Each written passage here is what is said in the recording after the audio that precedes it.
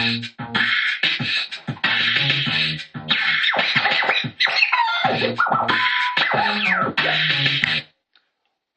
up? Welcome to the Joe No Show and the YouTube channel. This is what we think. And today we're talking about the 2013 NCAA Men's Basketball National Championship, Louisville versus Michigan, the Wolverines. And in the interest of disclosure, I picked the Michigan Wolverines. It didn't go so well. I mean, it started out well, and then went my pick. Yes, I did pick Hardaway and Glenn Robinson III and the rest of the boys to win, even though they have an idiot for a coach in Beal or whatever the hell that loser's name is. That coach for I'm not even going to say his name again. That coach for the Michigan Wolverines sucks. He admitted he didn't know how many fouls there were late in the game. He admitted that he called for his players to make fouls that he shouldn't have. He admitted that he kept a star player on the bench too long. He admitted that his rule that if you get 2 fouls in the first half, you sit the whole first half, shouldn't have stayed in place when you're in the championship. That's cool in regular season games, but this is the game for it all. And you stick with your rule and you keep your star player on the bench for all through the... Stop it, man. And I'm not saying that I would be taking it away from the Lou if I said that all of that was the reason that Louisville won. It's not. The referees and the terrible refereeing. Okay, the combination of Michigan's terrible coach and terrible refereeing lent. I'm not going to say it was the cause, but it lent to Louisville's big victory. Now, a few things about Louisville. Rick Patino is their head coach. He's 60 years old, and he has quite the coaching tree. He was one of his former assistants was Billy Donovan, and Billy Donovan has since went on to Florida, the Florida Gators, and he has won 2 national championships. So that's pretty good. He also mentored Tubby Smith. Tubby Smith also won a national championship. So his coaching tree is long and full of rings. And he himself now is the only coach in college history to win a title with 2 different schools. He won it in 98, I want to say. Excuse me if I'm wrong about that, but I'm pretty sure it was 98. With Kentucky. And then he won just now, last night, with 2013's Louisville Cardinal. And he's actually come close a couple times with Louisville. He had some good teams. So this might have been his 3rd. So anyway, it's his 2nd, which is, really good.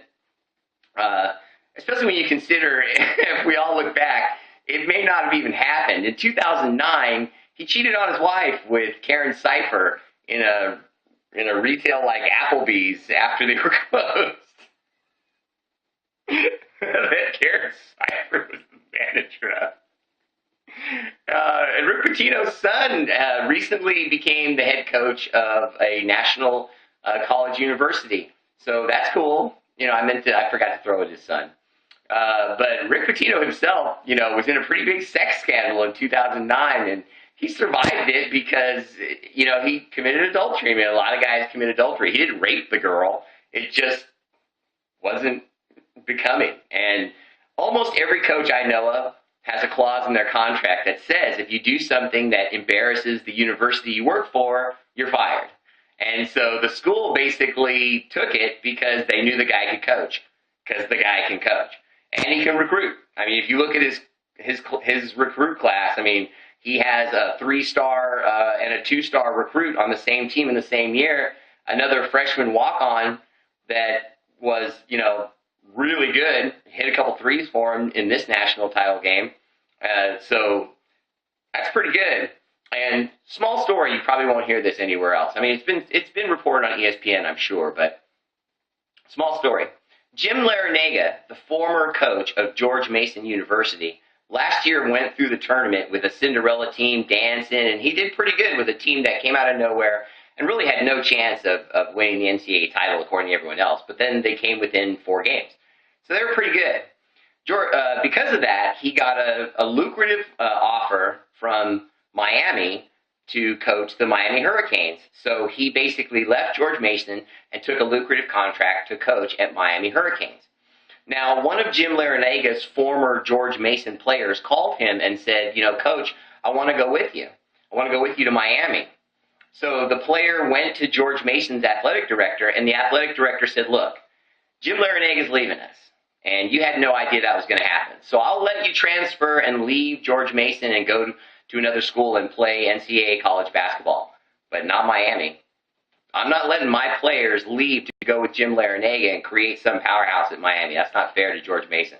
If you want to leave, you can leave, but you can't go to Miami.